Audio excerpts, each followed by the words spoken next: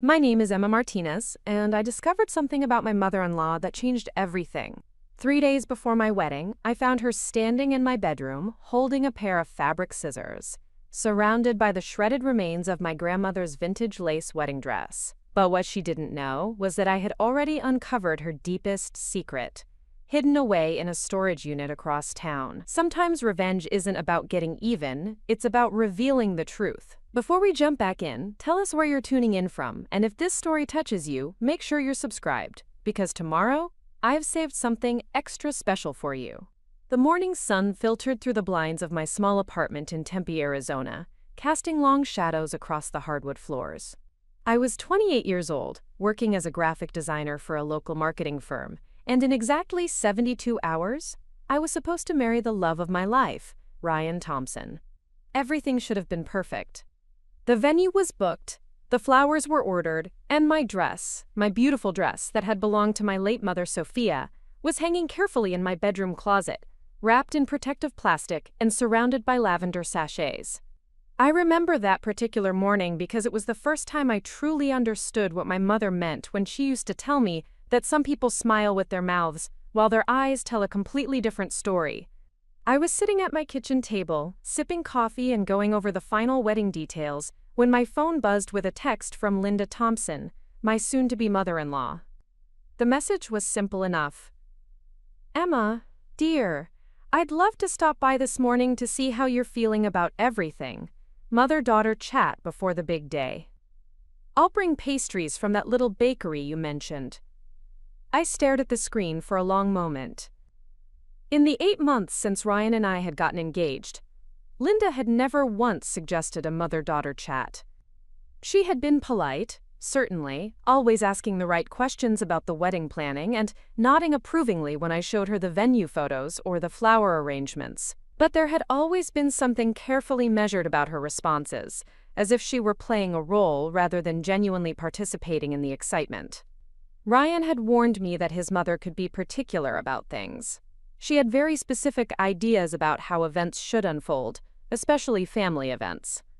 She had been a high school English teacher for 30 years before retiring, and she approached most situations with the same methodical precision she had once used to grade essays. Everything had to be proper, traditional, and executed according to her vision of how things should be done. I texted back that I'd love to see her, though something in my stomach twisted as I sent the message.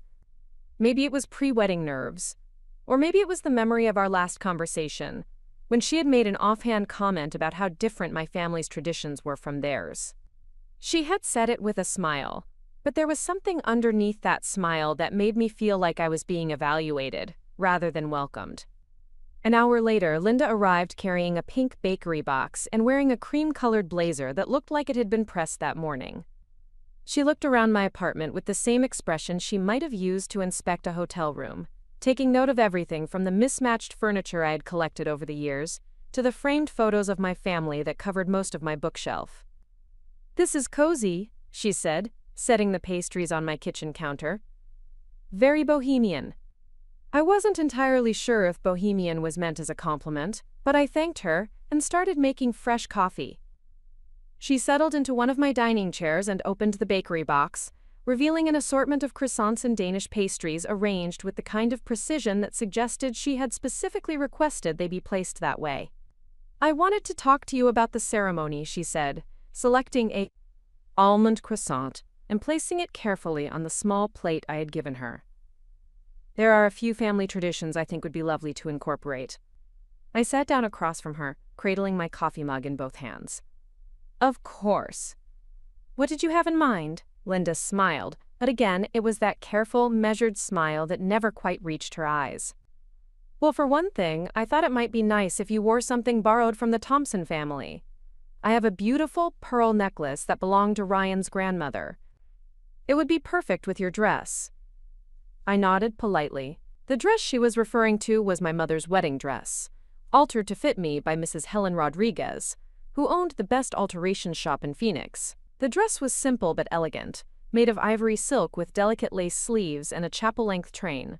My mother had worn it when she married my father 30 years ago, and it was one of the few things I had left of her after she passed away from cancer 3 years earlier. That sounds lovely, I said. I'd be honored to wear it. Wonderful. Linda took a small bite of her croissant, chewing thoughtfully. And I was also thinking about the reception. I know you've planned for that little mariachi band, which I'm sure will be fun, but I wondered if we might also include some more traditional music. Maybe some classical pieces during dinner? The mariachi band had been Ryan's idea, actually. He knew how much my Mexican heritage meant to me, and he wanted to make sure the wedding reflected both of our backgrounds. But I could see how Linda might view it as too casual, too different from what she had probably imagined for her son's wedding. We could definitely discuss that with the band, I said carefully. I'm sure they know some classical pieces as well. Linda nodded approvingly and continued eating her pastry. We chatted for another 20 minutes about various wedding details, and with each suggestion she made, I felt a growing sense that this conversation wasn't really about including family traditions. It was about reshaping the wedding to fit her vision of what a proper Thompson family wedding should look like. When she finally left, promising to see me at the rehearsal dinner the following evening, I stood in my doorway watching her walk to her car. She moved with the same careful precision with which she spoke, every step deliberate and controlled. As she drove away, I realized that I felt more anxious about the wedding than I had before she arrived. That afternoon, I met my best friend, Jessica Chen, at our favorite coffee shop near Arizona State University. Jessica had been my college roommate and was now a successful photographer who specialized in weddings and family portraits. She was also the most perceptive person I knew, with an ability to read people and situations that often left me wondering if she had some kind of supernatural insight. "You look like someone just told you that your wedding cake is made of cardboard," she said as I slumped into the chair across from her. I told her about Linda's visit, trying to articulate the feeling I couldn't quite shake. "It's not that anything she said was unreasonable," I explained. "It's just that every suggestion felt like she was trying to erase the parts of the wedding that were actually me." Jessica sipped her iced coffee and studied my face. "Has Ryan noticed any of this?" "I don't think so. Or if he has, he's choosing not to see it. He's always been protective of his mother. His dad died when Ryan was in college, and Linda raised Amanda and him pretty much on her own after that. He feels like he owes her a lot." "That's understandable," Jessica said. "But that doesn't mean she gets to redesign your wedding." I knew Jessica was right, but I also knew that confronting Linda directly would put Ryan in an impossible position. His family meant everything to him, and the last thing I wanted was to start our marriage by creating conflict between him and his mother. "Maybe I'm overreacting," I said. "Maybe she's just trying to help." Jessica gave me a look that suggested she thought I was being naive, but she didn't push the issue. Instead, preparing and narrating this story took us a lot of time, so if you are enjoying it, subscribe to our channel. It means a lot to us. Now back to the story. Changed the subject to the logistics of the wedding photography, and we spent the rest of the afternoon going over the shot list and timeline for the ceremony. That evening, Ryan came home from work with takeout from our favorite Thai restaurant and a bottle of wine to celebrate our last week as an unmarried couple.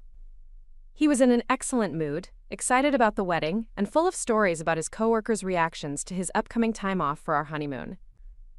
We were planning to spend 10 days in Costa Rica, a trip we had been saving for and planning for over a year. "Mom seemed really happy when I talked to her this afternoon," he said as we sat on my couch sharing pad thai and spring rolls.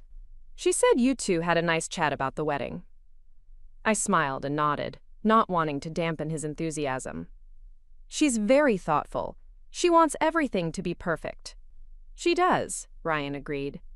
"Sometimes I think she gets a little carried away with the details, but her heart is in the right place. She just wants our day to be special." I looked at Ryan's face as he spoke about his mother, and I could see the genuine affection and respect he had for her. He was a good son, and Linda was lucky to have him. But there was something about the way he automatically defended her suggestions that made me wonder if he had been doing it for so long that it had become second nature. "Have you ever disagreed with your mom about anything important?" I asked, trying to keep my tone light and curious rather than accusatory. Ryan laughed. "Are you kidding? We disagreed about everything when I was a teenager. My curfew, my grades, my choice of friends. She had very strong opinions about how things should be done." "What about now? As an adult?" He was quiet for a moment, twirling noodles around his fork. I guess we don't really disagree about much anymore. She's usually right about things, and even when I'm not sure about her suggestions, they tend to work out well in the end. I wondered if Linda was actually always right, or if Ryan had simply learned that it was easier to go along with her opinions than to challenge them. But I didn't voice that thought. Instead, I curled up next to him on the couch and let him tell me about his plans for our honeymoon, trying to push away the nagging feeling that something about his family dynamic wasn't quite as harmonious as it appeared on the surface. The next morning was the rehearsal, and I woke up with butterflies in my stomach that had nothing to do with wedding excitement. I had dreamed about my mother the night before, one of those vivid dreams where she seemed so real that waking up felt like losing her all over again. In the dream, she had been helping me get ready for the wedding, adjusting the lace sleeves of her dress and telling me stories about her own wedding day. My mother had been born in Guadalajara and had immigrated to the United States with her parents when she was 12 years old.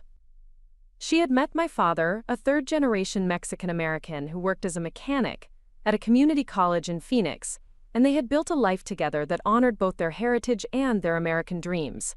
She had been proud of her culture but also proud of the opportunities that America had given her family. I knew that my mother would have loved Ryan. She would have appreciated his kindness, his work ethic, and the way he made me laugh. But I also knew that she would have had some choice words about anyone who tried to minimize or erase the Mexican traditions that were such an important part of who I was. The rehearsal was held at Desert Ridge Community Center, a beautiful venue with large windows that looked out onto the Sonoran Desert. The space was decorated with warm earth tones and southwestern art, and I had fallen in love with it the moment I saw it. It felt like Arizona, like home, and it seemed like the perfect place to begin our new life together. Linda arrived at the rehearsal wearing a navy blue dress and carrying a large tote bag that appeared to be full of wedding-related items. She greeted everyone warmly, hugging Ryan and Amanda and shaking hands with my father and my Aunt Maria, who had flown in from California to stand in for my mother during the ceremony. The rehearsal itself went smoothly. Our wedding planner, Carol Stevens, walked us through the processional and recessional, made sure everyone knew where to stand and when to move, and answered the dozens small questions that always seem to arise when you're trying to coordinate a group of people who have never performed these particular actions together. After the rehearsal, we all went to dinner at a nearby restaurant that specialized in Southwestern cuisine. I had chosen the venue partly because the food was excellent, and partly because I wanted Linda and David to experience some of the flavors that were important to my family. The restaurant served traditional Mexican dishes alongside more contemporary Southwestern fare, and I hoped it would be a good way to bridge the gap between our two families' culinary traditions. Linda was polite about the food, though I noticed that she ordered one of the milder chicken dishes and asked for the salsa on the side. She spent most of the dinner asking my father and Aunt Maria about their work and their families, and she seemed genuinely interested in their answers. But when the conversation turned to wedding traditions, I felt that familiar tension begin to build. "Emma was telling me about the mariachi band you've arranged," Linda said to my father. "How wonderful that you're including your family's musical traditions." My father smiled proudly. "Music is very important to our family. Emma's mother loved to dance, and we thought the mariachi band would be a beautiful way to honor her memory." "Of course," Linda said. "And I'm sure the guests will enjoy experiencing something new." Ryan and I were just discussing how we might also include some of the Thompson family traditions, perhaps some classical music during the dinner portion of the reception. I felt my Aunt Maria stiffen slightly beside me. She was my mother's younger sister, and she had inherited my mother's ability to read between the lines of what people were saying. I could tell that she was picking up on the same undercurrent that I had been sensing in my conversations with Linda. "That sounds like a nice addition," my father said diplomatically. "Emma and Ryan have done such a beautiful job of planning everything." "They have," Linda agreed. "Though of course, there are always little adjustments that can make things even more special." The conversation moved on to other topics, but I spent the rest of the dinner feeling like I was walking on eggshells. Every time Linda made a suggestion or offered an opinion, I found myself analyzing her words for hidden meanings and wondering if I was being oversensitive or if there really was something more deliberate happening. After dinner, as we were all saying our goodbyes in the restaurant parking lot, Linda pulled me aside for a private moment. "Emma, dear," she said, placing a hand on my arm. "I hope you know how happy David and I are to be welcoming you into our family. Ryan is our only son, and seeing him so happy means the world to us." "Thank you," I said. "That means a lot to me. I do hope you'll consider some of the suggestions I've made about the ceremony and reception. I know change can be difficult, but sometimes small adjustments can make such a big difference in how smoothly everything flows." There was something about the way she said the word change that made it sound like she was talking about something much more significant than wedding music or borrowed jewelry. I felt like she was asking me to change not just the details of the wedding, but fundamental aspects of who I was and where I came from. "I'll definitely think about everything we've discussed," I said carefully. Linda smiled and squeezed my arm. "Wonderful. I'm so looking forward to tomorrow. It's going to be a perfect day." As I drove home that night, I replayed the conversation in my mind, trying to understand what was really happening. Was Linda simply a perfectionist who wanted everything to go smoothly? Or was there something more calculated about her suggestions? And if there was something more going on, what exactly was she trying to achieve? I arrived home to find Ryan already in bed, reading a book about Costa Rican wildlife in preparation for our honeymoon. He looked up when I came into the bedroom, and I could see the happiness and excitement in his face. "How are you feeling?" he asked. "Ready for the big day?" I sat down on the edge of the bed and kicked off my shoes. "I think so. A little nervous, but mostly excited." "Me too," he said, setting his book aside and pulling me down next to him. "I can't believe we're actually getting married tomorrow." I curled up against his chest, listening to the steady rhythm of his heartbeat. In that moment, surrounded by his warmth and love, all of my concerns about Linda seemed distant and unimportant. Tomorrow, I would marry the man I loved, surrounded by our families and friends. Everything else could be worked out later. But as I lay there in the darkness, trying to fall asleep, I couldn't shake the feeling that tomorrow was going to bring more challenges than I had anticipated. And somewhere in the back of my mind, I found myself thinking about my mother's wedding dress hanging safely in my closet, and wondering if it would make it through the next 24 hours unscathed. I woke up on my wedding morning to the sound of rain pattering against my bedroom window. In Arizona, rain in October was considered good luck, but as I lay there listening to the gentle rhythm, all I could think about was how nothing had gone according to plan over the past few weeks.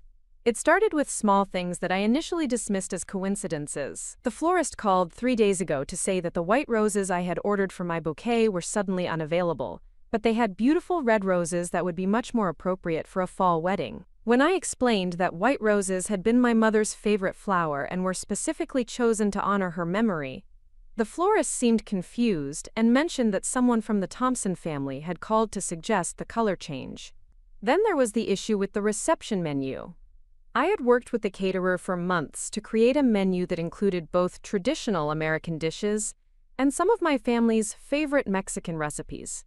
My Aunt Maria had even shared her recipe for mole poblano, which the caterer had been excited to feature as one of the signature dishes. But when I called to confirm the final details, I discovered that the Mexican dishes had been replaced with what the caterer described as more universally appealing options. When I asked who had authorized these changes, the caterer hesitated before explaining that Mrs. Thompson had contacted them directly, explaining that she was coordinating with me to make some adjustments that would better accommodate the dietary preferences of the Thompson family guests. She had been so convincing and professional that the caterer had assumed she was speaking on my behalf. Each time I discovered one of these changes, I felt a mixture of frustration and self-doubt. Was I being unreasonable to want Mexican food at my own wedding? Was I making things unnecessarily difficult by insisting on traditions that might make some guests uncomfortable? Linda's alterations were always presented as thoughtful accommodations, ways to make the celebration more inclusive and enjoyable for everyone.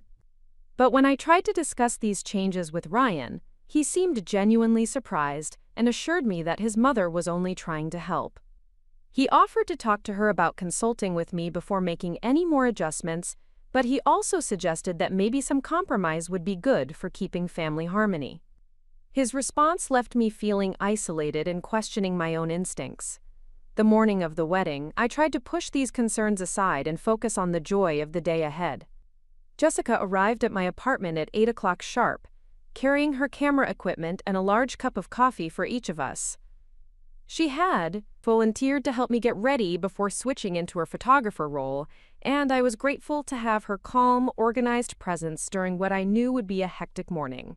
"How are you feeling?" she asked, setting up her camera gear in my living room where the lighting was best for getting ready photos. "Like I'm about to marry the love of my life," I said, which was true, even though it wasn't the complete answer to her question. Jessica studied my face for a moment, and I could tell she was picking up on the tension I was trying to hide. "And how are you feeling about everything else?" I told her about the flowers and the menu changes while she helped me with my makeup. As I recounted each incident, I could see Jessica's expression growing more serious. She had photographed dozens of weddings, and she had seen every possible variety of family drama and last-minute crisis. "Emma," she said, pausing in the middle of applying my mascara, "this isn't normal mother-of-the-groom behavior. This is someone systematically undermining your choices and then making you feel guilty for being upset about it." Hearing Jessica put words to what I had been feeling was both validating and terrifying. If she was right, then Linda's behavior wasn't just annoying or controlling, it was deliberately manipulative. And if that was true, then I had been naive to think that marriage would somehow resolve the underlying tension between us. "What should I do?" I asked. "The wedding is in 4 hours. Today, you focus on marrying Ryan," Jessica said firmly. "But after the honeymoon, you and Ryan need to have a serious conversation about boundaries. This pattern is only going to get worse if you don't address it now." We finished my makeup and moved on to my hair, which I was wearing in a simple updo that would showcase the delicate lace details on the back of my mother's dress. As Jessica worked, I found myself thinking about my mother and wishing she were there to give me advice. She had been a strong woman who had navigated her own share of difficult family relationships, and I knew she would have had some wisdom to offer about dealing with Linda's behavior. Around 10:30, there was a knock at my door. Through the peephole, I could see Linda standing in the hallway, holding what appeared to be a garment bag, and wearing an expression that was difficult to read. Jessica looked at me questioningly, and I shrugged, unsure of what Linda might want but knowing I couldn't avoid her. "Good morning, Emma," Linda said when I opened the door. She was dressed impeccably, as always, in a pale purple dress with matching shoes and a perfectly coordinated handbag. "I hope I'm not interrupting, but I wanted to stop by before I headed to the venue to get ready." "Of course," I said, stepping aside to let her in. "We were just finishing up my hair." Linda's eyes swept over my appearance approvingly, taking in my makeup and the silk robe I was wearing while getting ready. "You look lovely, dear. Very natural and fresh-faced." Something about the way she said natural made it sound like a gentle criticism rather than a compliment, but I thanked her anyway and introduced her to Jessica, who was packing up her makeup supplies. "I brought something for you," Linda said, holding up the garment bag. "I know we talked about you wearing my mother-in-law's pearl necklace, but I thought you might also like to consider this." She unzipped the garment bag to reveal a white silk scarf covered in an intricate pattern of small pearls and crystals. It was beautiful, clearly expensive, and completely wrong for my dress. The scarf was formal and ornate in a way that would compete with the simple elegance of my mother's gown. "It's gorgeous," I said honestly, "but I think it might be a bit much with my dress." "Oh, I don't think so," Linda said, lifting the scarf out of the garment bag and holding it up against my robe. "I think it would add just the right touch of sophistication. After all, this is the Thompson family wedding, and we want everything to reflect the appropriate level of elegance." There it was again, that subtle suggestion that my choices weren't quite refined enough, weren't quite right for a Thompson family event. Jessica caught my eye from across the room, and I could see her jaw tighten almost imperceptibly. "I appreciate the thought," I said carefully, "but I think I'd prefer to keep the accessories simple today." Linda's smile faltered for just a moment, and I saw something flash across her face that looked almost like annoyance before the pleasant expression returned. "Of course," she said, folding the scarf back into the garment bag. "Though I do hope you'll consider wearing it at the reception. It would photograph beautifully." After Linda left, Jessica and I stood in my living room for a moment, not speaking. Finally, Jessica shook her head and said, "That woman has some serious control issues." "I'm starting to think you're right," I admitted. "But what am I supposed to do about it today?" "Today you get married," Jessica said. "Tomorrow you start setting boundaries." By noon, it was time to head to the venue to finish getting ready. Jessica had left earlier to start photographing the groomsmen and the venue setup, and my Aunt Maria had arrived to help me transport my dress and get into it at the community center. Aunt Maria was my mother's sister, but in many ways, she was more like my mother than anyone else in my life. She had the same direct communication style, the same fierce loyalty to family, and the same ability to see through people's pretenses. "You seem tense, Mija," she said as we loaded my dress carefully into her car. "Pre-wedding nerves?" I told her about Linda's visit that morning and about the various changes that had been made to the wedding plans without my knowledge. As I spoke, I watched Aunt Maria's expression grow increasingly serious. "This woman is testing you," she said finally. "She's seeing how much you'll let her get away with before you stand up for yourself." "But what if I'm wrong?" I asked. "What if she really is just trying to help, and I'm being oversensitive?" Aunt Maria stopped walking and turned to face me. "Emma, your mother raised you to trust your instincts. When someone makes you feel small or wrong for wanting to honor your family's traditions, that's not help. That's control." We arrived at the venue to find the bridal suite in controlled chaos. Amanda, Ryan's sister, was there with her 2 young daughters who were serving as flower girls. The room was filled with dress bags, makeup cases, and flower arrangements, and there was a sense of excitement and anticipation that made my heart lift, despite my concerns about Linda. Amanda had always been kind to me, though we hadn't had many opportunities to spend time together since she lived in Tucson with her husband and daughters. She was 5 years older than Ryan, with the same warm brown eyes and easy smile. Unlike her mother, Amanda seemed genuinely relaxed about wedding details and more interested in making sure everyone was having fun than in ensuring that everything met some predetermined standard of perfection. "Emma," she exclaimed when she saw me, "you're going to look absolutely stunning. I can't wait to see you in your mom's dress." The next hour passed in a blur of activity as everyone got ready.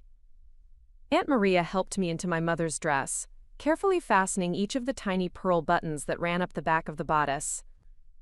The dress fit perfectly after Mrs. Rodriguez's alterations, and when I looked at myself in the full-length mirror, I could see my mother's face reflected back at me in the curve of my smile and the way the neckline framed my collarbone. "She would be so proud," Aunt Maria whispered, adjusting the chapel-length train so that it fell in elegant folds behind me. I was putting on my earrings when Linda arrived in the bridal suite, already dressed in her mother-of-the-groom outfit. She looked impeccable, as always, but there was something different about her demeanor. She seemed more focused, more determined, like someone who had made a decision and was prepared to act on it. "Oh my," she said, when she saw me in my dress. "You look lovely, Emma, though I do think that scarf would add just the perfect finishing touch." Before I could respond, Linda was pulling the pearl and crystal scarf out of her bag and approaching me with it draped over her arms. "Just let me show you how beautiful this would look." "Mrs. Thompson," Aunt Maria said firmly, stepping between Linda and me, "Emma has already decided on her accessories for today." Linda's smile became more fixed, and I could see tension gathering around her eyes. "I'm sure Emma appreciates your input, but as the mother of the groom, I think I have some insight into what would be most appropriate for a Thompson family wedding." The room had gone quiet, and I could feel everyone watching this interaction unfold. Amanda looked uncomfortable, and her daughters sensed the adult tension and moved closer to their mother. I realized that this was a defining moment, not just for my wedding day, but for my entire future relationship with Ryan's family. I appreciate the scarf, I said, keeping my voice steady and polite. But I'm happy with how everything looks right now. Linda's expression hardened almost imperceptibly. Of course, dear. Though I hope you'll keep in mind that there will be many photos taken today, and we want everything to look its best for posterity. After Linda left the bridal suite, presumably to check on the groomsmen, Aunt Maria came over and squeezed my hand. You did the right thing, she said quietly. But watch yourself around that woman. She's not finished trying to control this day. Aunt Maria's words turned out to be prophetic. About 30 minutes before the ceremony was scheduled to begin, Carol Stevens, our wedding planner, knocked on the bridal suite door with a concerned expression on her face. Emma, she said. I'm sorry to bother you, but there's been a small issue with the processional music. Mrs. Thompson has requested a change to something more traditional. I felt my stomach drop. The processional music had been one of the few elements of the ceremony that Linda hadn't tried to modify. Ryan and I had chosen a beautiful acoustic guitar piece that had special meaning for us, since we had first danced to it at a friend's wedding where we had realized we were falling in love. What kind of change? I asked, though I was already dreading the answer. She suggested quote, canon in D instead. She says it's more appropriate for a formal ceremony, and she's concerned that guitar music might seem too casual for such an important occasion. I looked around the room at the faces of my bridal party. Jessica had returned from photographing the groomsmen and was listening to this conversation with an expression that suggested she was barely restraining herself from saying something she might regret. Amanda looked embarrassed and apologetic. Aunt Maria looked furious. Where is Ryan? I asked. He's with the groomsmen in the other building, Carol said. Mrs. Thompson said she would handle communicating the change to you since she didn't want to bother him with details so close to the ceremony. Of course she had. Linda had deliberately waited until Ryan was unavailable, and I was in the vulnerable position of being dressed and ready, with guests arriving and the ceremony about to begin. She had calculated this timing perfectly, knowing that I would be unlikely to make a scene or cause delays when everyone was depending on the wedding to proceed smoothly. I need to talk to Ryan, I said. Emma, Amanda said quietly.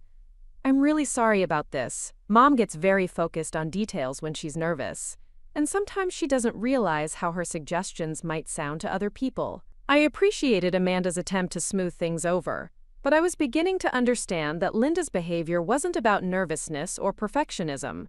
It was about control, and it was about establishing from the very beginning of my marriage that she would be the one making decisions about how the Thompson family operated. Carol was looking increasingly uncomfortable as she waited for my response about the music. I could see her mentally calculating how long it would take to communicate a change to Codamel, the musicians, and whether there was still time to make adjustments without delaying the ceremony. Please tell the musicians that we're keeping the original processional music, I said firmly.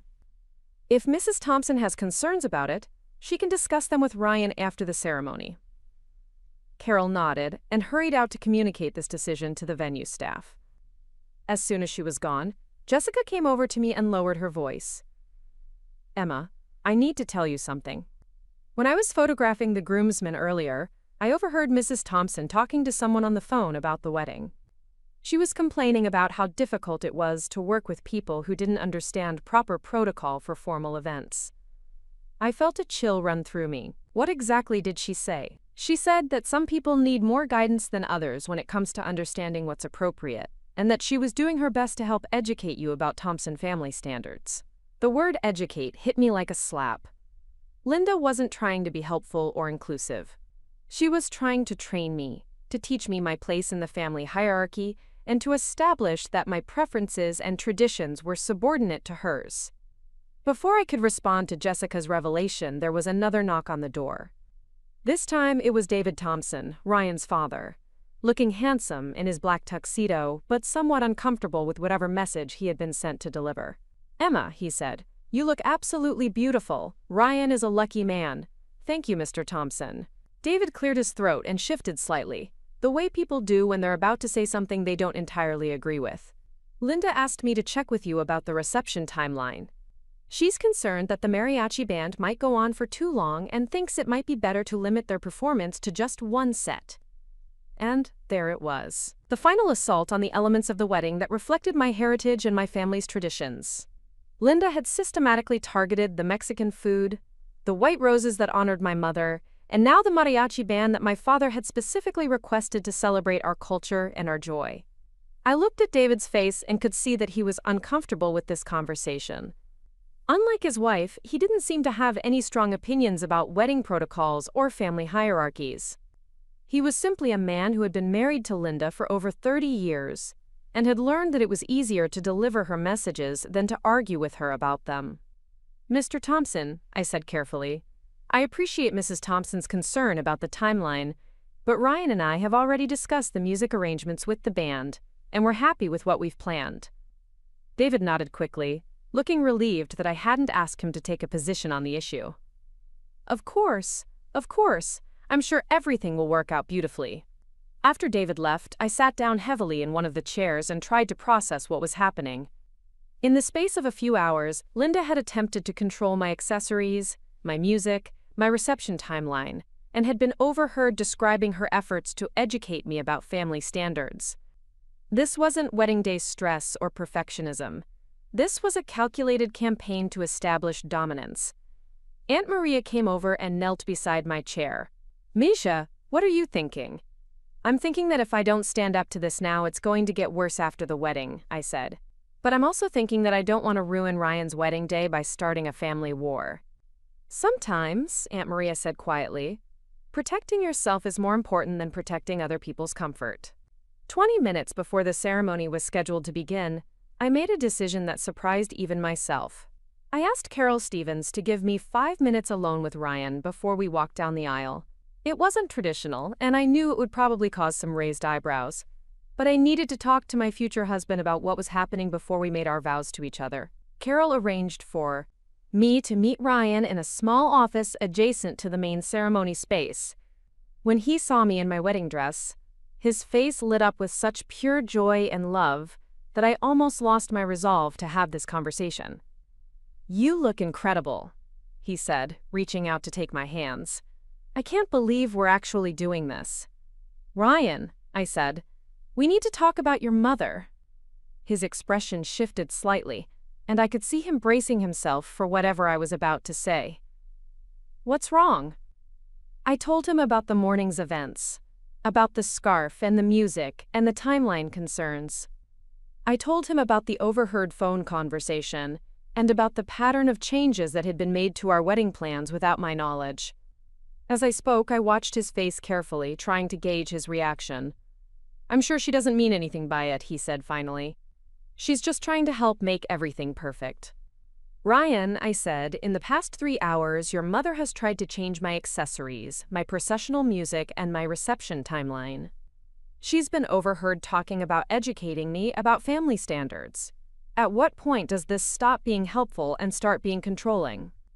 Ryan was quiet for a long moment, and I could see him struggling with the conflict between his loyalty to his mother and his commitment to me. Finally, he sighed and said, "I'll talk to her after the honeymoon. I'll make sure she understands that she needs to respect your decisions." It wasn't the immediate, unequivocal support I had hoped for, but it was a start. And more importantly, it was an acknowledgement that there was a problem that needed to be addressed. "Thank you," I said. That's all I needed to hear. The ceremony itself was beautiful, despite all of the morning's drama. The rain had stopped, and the late afternoon light streaming through the windows of the community center created a warm, golden atmosphere that felt magical and intimate. Our families and friends filled the space with love and laughter, and when Ryan and I exchanged vows, I felt like we were creating something solid and lasting together. The processional music played exactly as we had planned, and I walked down the aisle to the acoustic guitar piece that held so much meaning for us. I could see Linda sitting in the front row, her expression politely pleasant but not entirely happy. She applauded at the appropriate moments and smiled for the photographer, but there was something rigid about her posture that suggested she was still unhappy about the morning's conversations. The reception began exactly as scheduled, with the mariachi band playing traditional Mexican wedding songs while our guests enjoyed cocktails and appetizers. I could see my father beaming with pride as the musicians filled the room with the sounds of his childhood, and I felt grateful that we had managed to preserve this element of the celebration despite Linda's concerns. But even as I enjoyed the music and the company of our guests, I found myself watching Linda out of the corner of my eye. She was mingling politely and making conversation with my family members, but there was something about her demeanor that made me think this conflict was far from over. She had the air of someone who had lost a battle but had not yet conceded the war. During the dinner service, I noticed that Linda spent a considerable amount of time talking to various guests, particularly the older women from the Thompson family side. I couldn't hear what she was saying, but I could see her gesturing toward the mariachi band and toward me, and I had the uncomfortable feeling that she was providing commentary about the wedding choices that didn't align with her preferences. When Jessica came over during a break in her photography duties, I mentioned what I had observed. "I've been watching her too," Jessica said quietly. "She's definitely working the room, and not in a good way. But Emma, today is your day. Don't let her steal your joy." Jessica was right, and I spent the rest of the reception focusing on celebrating with Ryan and our families. We danced to the mariachi music, we laughed with our friends, and we created memories that I knew I would treasure for the rest of my life. But even in the midst of all that joy, I couldn't shake the feeling that Linda's behavior was a preview of challenges to come. 3 weeks into our honeymoon in Costa Rica, I received a phone call that changed everything. Ryan and I were staying at a small eco-lodge in the mountains near Monteverde, and the cell phone reception was spotty at best. When my phone finally connected to a signal strong enough for calls, I discovered 7 missed messages from Jessica, each one marked as urgent. I stepped out onto our cabin's private balcony, where the morning mist was still clinging to the cloud forest canopy, and called Jessica back. She answered on the first ring, her voice tight with barely controlled anger. "Emma, thank God you called back. I have something to tell you, and you're not going to believe it." "What's wrong?" I asked, immediately thinking of my father or Aunt Maria. "Is everyone okay?" "Everyone's fine," Jessica said quickly. "But Emma, I found something out about Linda, and you need to know about it before you come home." I sank into one of the wooden chairs on the balcony, watching a family of howler monkeys move through the trees in the distance. "What kind of something?" Jessica took a deep breath. "You know how I've been editing your wedding photos? Well, I've been going through all the shots from the reception, and there's this one photo where Linda is talking to your cousin Patricia. Linda's holding her purse in a weird way, and I could see some papers sticking out of it." "Okay," I said, not sure where this was going. One of the papers had a letterhead that I recognized. It was from Sunrise Manor, that assisted living facility on the north side of Phoenix. My grandmother lived there before she passed away, so I knew the logo. I couldn't figure out why Linda would have paperwork from there, so I did some digging. Jessica paused, and I could hear her moving around, probably pacing the way she always did when she was agitated. "Emma, Linda's first husband didn't die when Ryan was in college. He's been living at Sunrise Manor for the past 8 years. He has early-onset Alzheimer's, and Linda has been paying for his care this entire time." I felt like the world had tilted sideways. "That's impossible. David is Ryan's father. They've been married for over 30 years. "David is Ryan's stepfather," Jessica said. "Linda was married before, to a man named Robert Chen. Robert is Ryan and Amanda's biological father. Linda married David when the kids were young, and David adopted them. But she never divorced Robert because he was already showing signs of cognitive decline, and divorcing him would have meant losing his military benefits, which pay for his care." I stood up abruptly, nearly knocking over my chair. Through the sliding glass door, I could see Ryan in our cabin, reading a book about Costa Rican birds. He had no idea that his entire understanding of his family history was about to be turned upside down. "Jessica, are you absolutely sure about this?" "I spent 2 days confirming everything. I have a friend who works in medical records, and she helped me verify the information." "Emma, Linda has been living a double life for decades. David doesn't know about Robert, and neither do Ryan or Amanda. She's been managing Robert's care and paying his expenses, while maintaining the fiction that David is the kid's biological father." I sat back down heavily, trying to process this revelation. "Why are you telling me this? What does this have to do with me?" "Because," Jessica said, "I think Linda has been so desperate to control your wedding and your marriage. because she's terrified that any disruption to the family's established narrative might expose her secret. She can't afford to have anyone digging too deeply into family history or asking too many questions about the past. The implications of what Jessica was telling me began to sink in. Linda's obsessive need to control every detail of the wedding, her insistence on Thompson family traditions, her apparent anxiety about maintaining proper appearances. All of it suddenly made sense if she was protecting a secret that could destroy her carefully constructed life. "There's more," Jessica continued. "I found out that Robert and Linda were married in a traditional Chinese ceremony in 1985.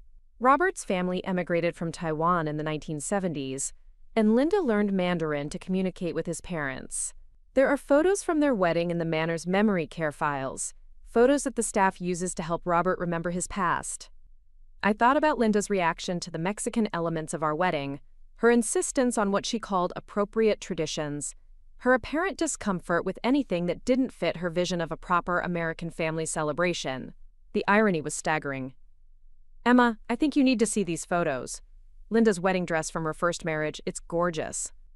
It's this incredible red silk chapao with gold embroidery, completely traditional. She looks so young and happy in the pictures, nothing like the woman we know now." I closed my eyes, feeling overwhelmed by the complexity of what Jessica was revealing. "Where are these photos?" "That's the thing. I made copies, but Emma, I think Linda knows that someone has been asking questions. My friend at the medical facility said that Linda came in yesterday asking about who had been accessing Robert's files. She seemed really agitated. A chill ran through me that had nothing to do with the cool mountain air. If Linda suspected that her secret was in danger of being exposed, there was no telling what she might do to protect herself.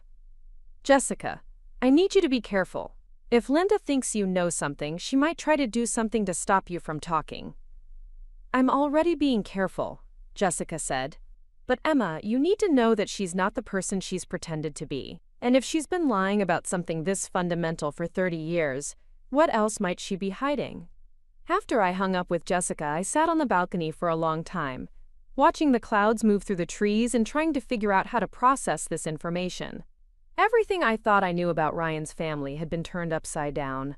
His father wasn't his father, his mother had been living a double life, and the woman who had spent our wedding day trying to erase my cultural identity had herself hidden her own multicultural past. When I finally went back inside the cabin, Ryan looked up from his book with a smile that quickly faded when he saw my expression. "What's wrong?" he asked, setting the book aside and coming over to me. "You look like you've seen a ghost." I took his hands and led him over to the small couch by the window. "Ryan, I need to tell you something that Jessica just told me about your family. It's going to be shocking, and I need you to let me explain everything before you react." Ryan's face went pale, and I could see him bracing himself for bad news.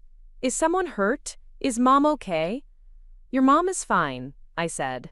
"But Ryan, she's been keeping a secret from your family for a very long time." I told him everything that Jessica had discovered, watching his face change from confusion to disbelief to something that looked like grief. When I finished, he sat in silence for several minutes, staring out the window at the cloud forest. "David isn't my father," he said finally, his voice barely above a whisper. "David is your father in every way that matters," I said. "He raised you, he loves you, he's been there for you your entire life. But biologically, no, he's not your father." Ryan stood up and walked to the window, pressing his palms against the glass. "This explains so much," he said. "I always wondered why I didn't look like David, why Amanda and I both have these dark eyes when David's are blue. Mom always said we took after her side of the family, but now—" "There's more," I said gently. "Jessica found photos from your mother's first wedding. Ryan, she was married in a traditional Chinese ceremony. She spoke Mandarin. Her first marriage was completely different from everything she's insisted on for our family." Ryan turned around to face me, and I could see tears in his eyes. "She made you feel guilty for wanting to include Mexican traditions in our wedding, and the whole time she was hiding the fact that she had honored Chinese traditions in her own first wedding?" I nodded, feeling my own anger rising again at the memory of Linda's behavior during our wedding planning. "It's worse than hypocritical, Ryan. It's cruel. We spent the rest of our honeymoon talking through the implications of this discovery. Ryan was devastated by the realization that his entire understanding of his family history had been based on lies, but he was also angry about the way Linda had treated me, now that he understood the full context of her behavior. She was projecting, he said one evening as we sat on the beach watching the sunset over the Pacific. She was so terrified of anyone discovering her secret that she tried to control everything about our wedding to make sure it fit her narrative of what a proper American family looks like. The question is, I said, what do we do about it when we get home? Ryan was quiet for a long time, listening to the waves crash against the shore. I think we need to confront her, he said finally, not to hurt her or expose her secret to David, but to make her understand that her behavior toward you was unacceptable and that it can't continue.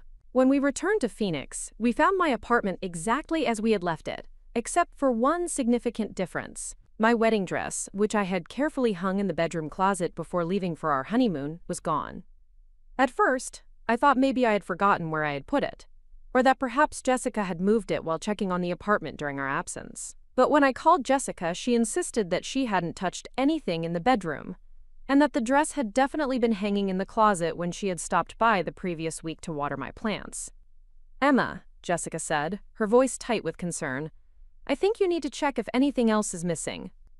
I went through the apartment systematically, but nothing else appeared to have been disturbed. The jewelry was all in place, the electronics were untouched, and there were no signs of forced entry. Whoever had taken the dress had either had a key or had been very skilled at getting into the apartment without leaving evidence. Who else has a key to your place? Jessica asked when I called her back. Just you and Ryan, I said. Then I stopped, remembering something. Wait. Linda asked to borrow my key last month when I was at work, and the florist needed to deliver some samples. She said she would coordinate with them and then return the key to Ryan. Did Ryan give you the key back? I thought about it, trying to remember. With all the wedding preparations and the honeymoon planning, I wasn't sure if I had ever gotten the key back. I called Ryan, who was at his apartment picking up mail and dealing with some work issues. Did your mom ever give you my spare key back? I asked. There was a pause. What spare key? I explained about lending the key to Linda for the florist delivery, and I could hear Ryan's sharp intake of breath. Emma, I never gave her permission to borrow your key, and she definitely never returned anything to me. We hung up, and I sat in my empty apartment, trying to figure out what to do next. If Linda had taken my wedding dress, why would she do such a thing? What could she possibly gain from stealing a dress that held such deep, sentimental value for me? The answer came to me suddenly, and it was so simple and so cruel that it took my breath away. Linda had taken the dress because she knew it was the one thing that would hurt me most to lose. It was my connection to my mother, my link to my family's history, and the symbol of everything she had tried to control about our wedding. By taking it, she was sending a message that she still had the power to hurt me, even after I had stood up to her. But if Linda thought that stealing my dress would make me back down or be afraid of her, she had seriously underestimated who she was dealing with. Instead of feeling defeated, I felt a cold, focused anger that clarified everything I needed to do next. I called Jessica and asked her to meet me at my apartment with the copies of the photos she had found at Sunrise Manor. Then I called Ryan and asked him to come over as well. It was time to end this game that Linda had been playing. When Jessica arrived, she brought not just the photos, but also a thick folder of documents she had assembled during her investigation. There were marriage certificates, military service records, medical facility admission forms, and insurance documents that painted a complete picture of Linda's deception. I kept digging after we talked, Jessica explained. I wanted to make sure I had all the facts before you confronted her. The photos from Linda's first wedding were stunning. She looked radiant in the red silk qipao, her hair elaborately styled with traditional Chinese ornaments, standing next to a handsome young man in military dress uniform. They were surrounded by both families, and everyone in the photos looked genuinely happy and celebratory. She looks so different, Ryan said when he arrived and saw the photos. Not just younger, but like a completely different person. She was a different person, I said. This is who she was before she decided to reinvent herself. Ryan picked up one of the photos and studied it carefully. That's definitely Mom, but I've never seen her look this happy. Even at our wedding, she looked more concerned about appearances than joyful. Jessica spread out the other documents on my dining table. "Look at this," she said, pointing to an insurance form. "Linda has been Robert's primary caregiver and decision-maker for his medical care for 8 years. She's been managing his finances, coordinating his treatment, visiting him regularly. She's been essentially living 2 completely separate lives, which explains why she's so obsessed with controlling appearances and maintaining the fiction of the perfect traditional American family," I said. "She can't afford for anyone to start asking questions about the past or looking too closely at family history." Ryan sat down heavily in one of my dining chairs. "Do you think David knows any of this?" "I doubt it," Jessica said. "I did some research on David too, and everything about his life suggests that he believes he's Ryan's biological father and that he's been married to Linda since the early 1980s. He probably thinks Robert never existed." I looked at the photos again, focusing on Linda's face. The woman in these pictures looked genuinely happy, in love, proud of her heritage and her husband's heritage. It was heartbreaking to think about what had happened to turn that joyful young woman into someone who would steal a wedding dress out of spite. "We need to get my dress back," I said, "and we need to make sure Linda understands that this kind of behavior is never going to be acceptable again." "How do we do that without destroying David and exposing her secret?" Ryan asked. It was a good question.